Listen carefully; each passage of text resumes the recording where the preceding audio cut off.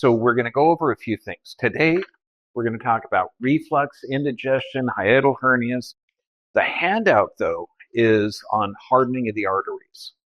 And this is huge because when you're looking at arteries, arteries get clogged, but veins don't. How come is that? And that's because the arteries actually have a muscular layer. And those arteries have arteries that supply the arteries. They're called the little tiny arteries called vasovasorums, which means blood vessels of the blood vessels.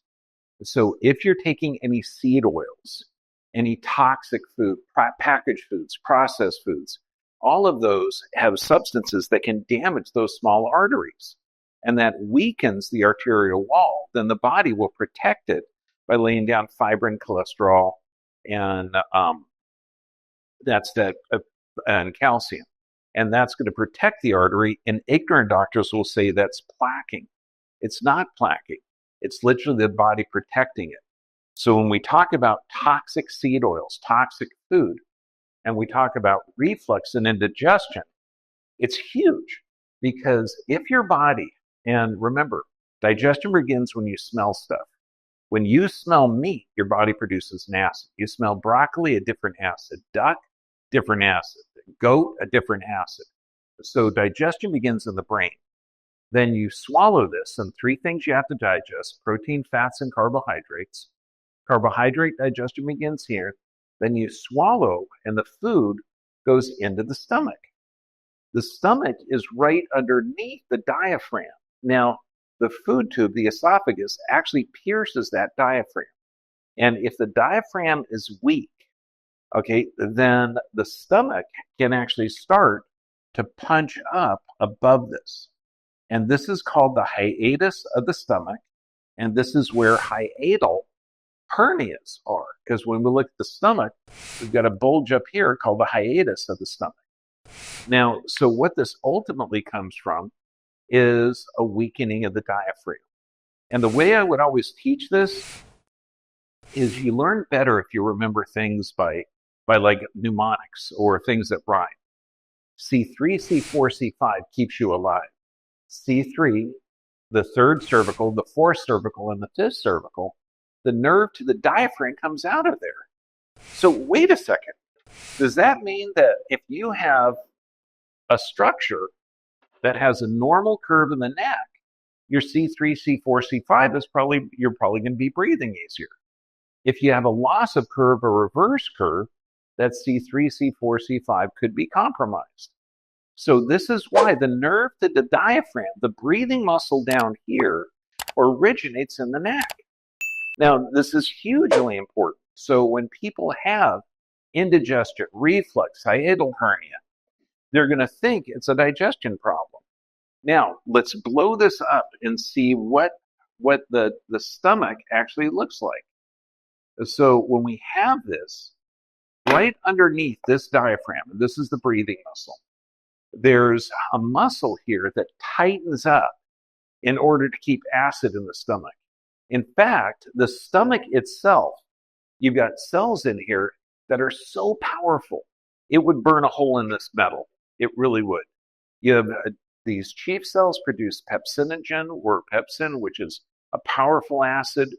You have parietal cells that produce hydrochloric acid. So, but the stomach secretes this goblet cells that's always protecting the stomach. So the reason the stomach doesn't chew itself up is that these goblet cells keeps relining the stomach all day long. Now, you need presence of acid in the stomach for this muscle, the lower esophageal sphincter, to tighten up. Now, if there's less acid here, and this is why the number one thing with reflux, we say, look, don't drink any water a half hour before a meal, no water during a meal, and no water a half hour after. Why? Because when you smell food, your stomach produces a certain type of acid. If you drink water, you dilute the acid, and that loosens up that muscle. So then when the stomach starts sloshing around, the acid or that food can slosh up inside of the esophagus. Now, we are living in an insane world where the medical advice is generally so bad. If you do the opposite, it's probably better. So what they found is they think that GERD, gastroesophageal reflux, or hiatal hernias, all of this stuff, they think it's from too much acid, which is the complete opposite. This is why people that take an antacid, the most powerful ones are called PPIs or proton pump inhibitors, and that the less acid here, the less tone of that muscle. And this is why the studies show that if you're taking an antacid for reflux or indigestion or anything, you have an increased risk of esophageal cancers, not decrease. And so what the doctor is telling you to take this to decrease the acid, there's actually an increase in the cancers of the esophagus because you're loosening up that muscle. So if you have gastroesophageal reflux, realize that you're going to have a weak diaphragm, or it could be coming from the neck. That's going to be one. Could be toxic food because your body doesn't want to process food, particularly when you're looking at seed oils and packaged foods can actually damage your arteries. And arteries are important. Without them, our body doesn't work right. You know, it's crazy that doctors will give recommendations without looking at the health of the blood. Okay, so now you've restored the curve in the neck. You got the nerve to the diaphragm working correctly. You're drinking no water a half hour before a meal, no water a half hour after a meal. You're practicing working this muscle, and that's diaphragmatic breathing. Because when you breathe in, your diaphragm comes down, the tummy should come out. You blow out, the tummy should go in. So practice diaphragmatic breathing, and that's going to strengthen the diaphragm. The best way to do it, and this is what I tell everyone, I say, look, what have I told you? I'm going to punch you in the stomach. Okay, now the reason is because if you're going to practice diaphragmatic breathing, people will always go like this. And I say, nope, you're breathing like an American. Your tummy went in and your chest went up. It's absolute horrible. You're only using the top third of your lungs. Diaphragmatic breathing is like this. So the diaphragm is coming down. It's forcing all the stomach contents out.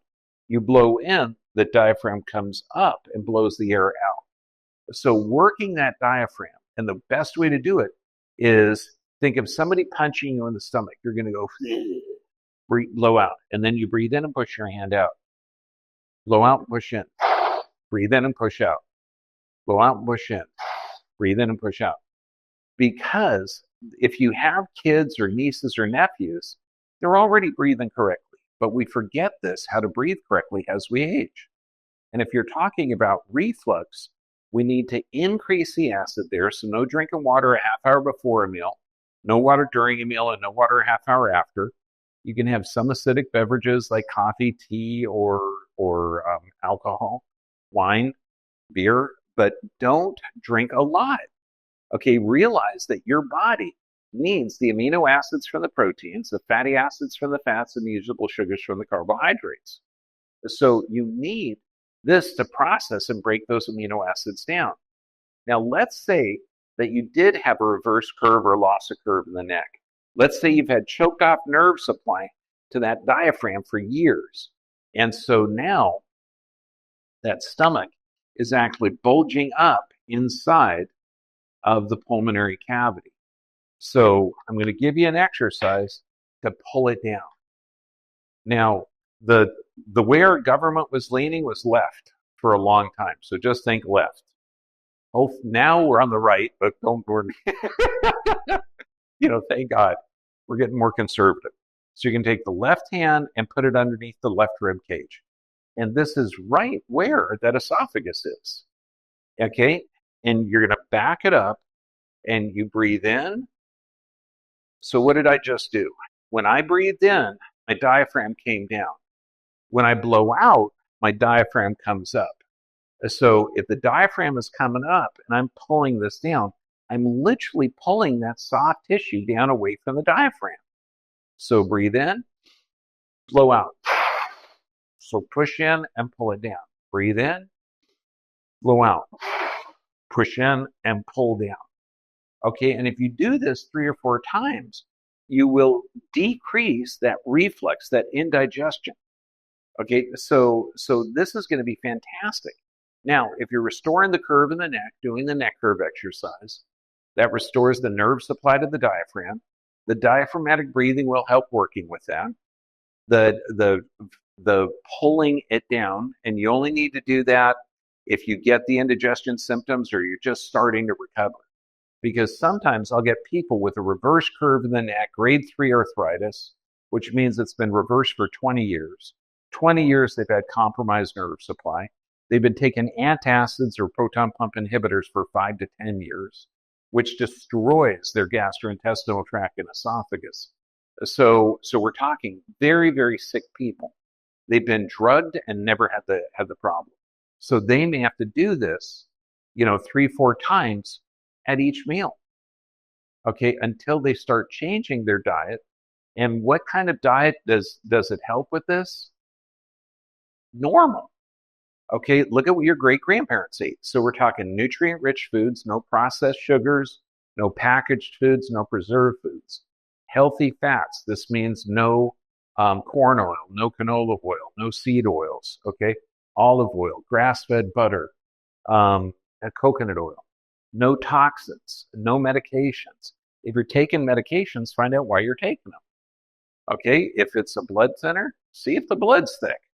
If it's a blood pressure medication, is the blood efficient at holding oxygen?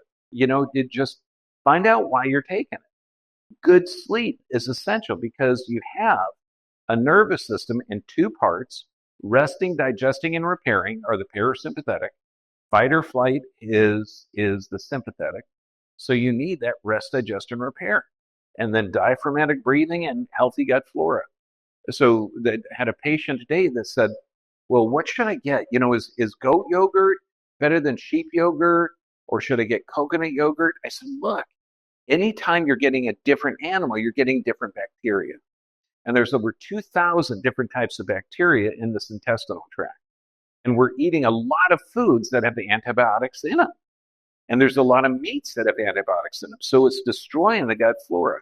So any chance you get a chance to get bacteria, get it. I went to brunch and they had beef carpaccio, which is raw beef. And they had that next to raw salmon. Okay. And they had that next to a smoked duck. Okay. And so we're looking at 3 different animals in a space like this, all that were raw or minimally preserved. So they had animal bacteria in there. And what am I thinking? I'm repopulating my gut. This is wonderful. A little smoked duck, a little beef carpaccio. Okay, so let food be your medicine and medicine be your food. So since we are in a toxic, deficient environment, if you see an opportunity of getting healthy food, healthy gut bacteria, fantastic. If you have reflux, do that. Pull down, breathe in, breathe out, pull it down. Get the neck curve working correctly. Don't drink any water. Half hour before a meal, during a meal, or a half hour after, and you'll see the symptoms go away almost immediately. Does that make sense? Okay, now, any questions about this? Yes, ma'am. Did my dog, she has a lot of bloating or gas? Perfect.